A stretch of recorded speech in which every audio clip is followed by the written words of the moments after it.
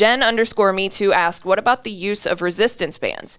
Not like putting them around your knees and doing side steps, but actually using them for functional fitness, like warm-up, strength training, corrective exercises. This is another really great fucking question. I love this question. Y'all ask great questions. Yeah, you really do. Thank you for not being idiots. And love you. Yes. Thank you so much for being here. Yes. Appreciate you. And there are so many things that you can do besides step-ups when it comes to leg day. Excuse me.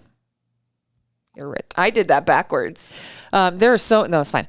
There are so many things that you can do besides side steps when it comes to a leg day or using bands. So let's talk about the hip circle first, or, the bands that go, the circular bands. Remember that adductors and abductors, you can work those with banded clamshells. Like we mentioned, you can work your glutes by doing banded glute kickbacks. Doing hip thrusts and squats with a hip circle adds an extra layer of difficulty because it's forcing you to push out against that band in order to keep your form correct while you're doing the movement. Yeah, so let's talk about corrective exercises for a minute. If you have a problem with your knees traveling in on a squat, get a hip circle. Put that thing on between where your quad sweep is and above your kneecap. That's where that thing should sit. Give or take an inch or two, depending on your build.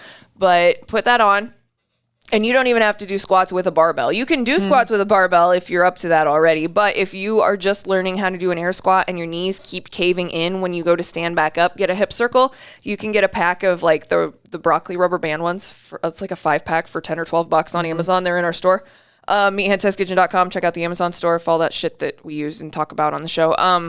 But you can use that, and it's really, really, really effective. It's sneaky effective. Like, it's fucking stupid how effective and simple it really is. All it does is you take your knees, and it forces you to hold your knees out straight so that you don't lose slack in that band. Because if you lose slack in the band's going to fall down, and you failed the exercise, right? So keep it tight, and you will stand back up. And that is the easiest way to fix your squat form if your knees are caving in.